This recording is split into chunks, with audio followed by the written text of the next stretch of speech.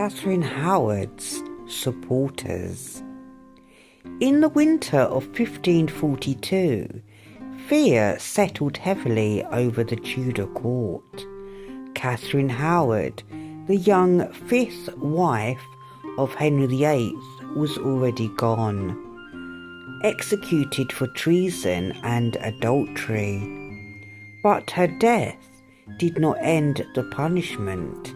In the weeks that followed, the king's anger spread outwards, reaching those who had once stood close to Catherine. In Tudor England, guilt was contagious and mercy was rare. Catherine had been young, inexperienced, and surrounded by people who failed to protect her.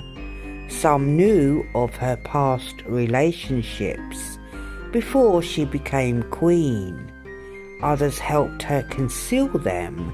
A few were simply part of her household. To Henry VIII, this was unforgivable. He believed he had been deceived, mocked, and dishonoured, and when the king felt betrayed, punishment followed swiftly. Among those accused were members of the powerful Howard family, once one of the greatest noble houses in England. Thomas Howard, Duke of Norfolk, Catherine's uncle, was arrested and sent to the Tower of London, though he would narrowly escape execution. Others were not so fortunate. Men who had served Catherine faithfully now found themselves branded as traitors. On the day of their executions, crowds gathered as they always did. Executions were public, grim, and were meant to warn others. Derham suffered the full horror reserved for traitors: hanging, drawing, and quartering. His punishment was long, violent, and merciless. Many in the crowd could not bear to watch, yet they stayed, knowing this was the price of living under a fearful king. Culpeper's death was quicker. Because of his noble status and former favour, he was granted the mercy of beheading. Still, mercy in Tudor England was relative. As the axe fell, it sent a message: no rank, no friendship, no past service could protect you once the king turned against you. The punishment did not end there. Other members of Catherine's household were imprisoned, interrogated, and disgraced. Some lost their livelihoods, others disappeared quietly from court, their names forever stained.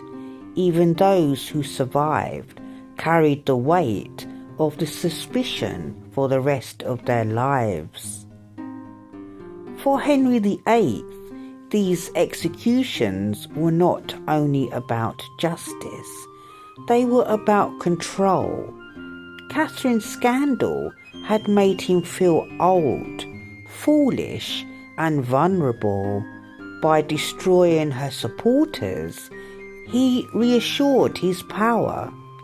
He reminded England that the king's authority was absolute. Catherine herself had been only around 19 or 20 when she died.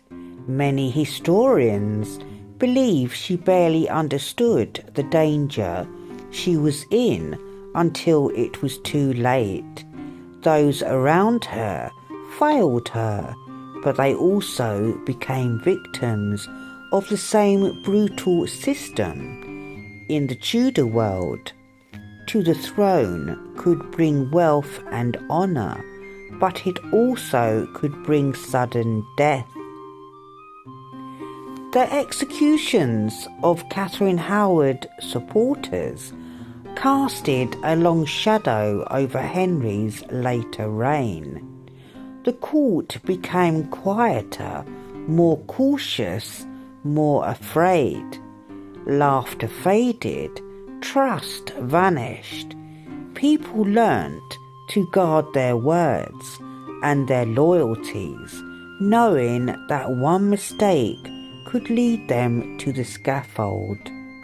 In the end, these deaths were not just about a queen's fall, they were a warning written in blood.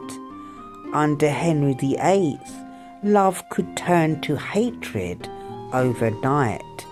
Favour could become treason, and silence was often the only path to survival.